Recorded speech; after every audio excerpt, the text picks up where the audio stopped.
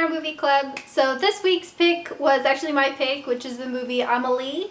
This movie is a French movie. It does have subtitles, but I love this movie, and that's why I wanted to recommend it to people out there who have possibly not watched it before.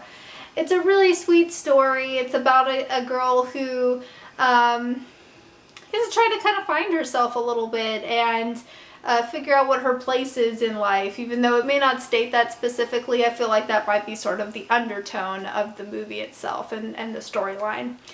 But it's not very specific to just one particular story, but it's has multiple different little stories that kind of happen throughout. Her helping people like her coworkers or her neighbor or somebody who used to live in her apartment. All these different little stories that just kind of come together, and I think that's part of the reason that makes this movie great.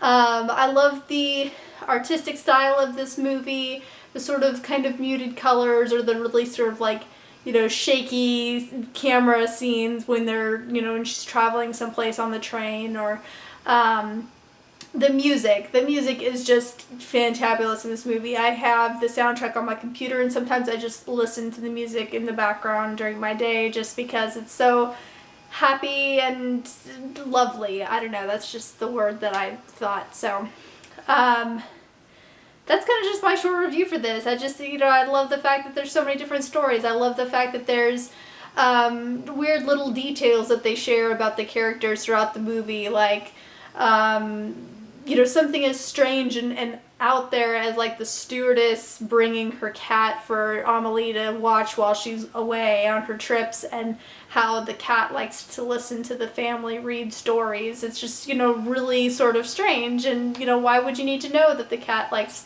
to listen to the family read stories? You don't, but it's just sort of interesting anyhow. So, yeah, so I'd say if you haven't watched it yet, check it out. I would say that the reason why the subtitles are not too overpowering in this movie is because there's not a whole lot of dialogue between characters necessarily.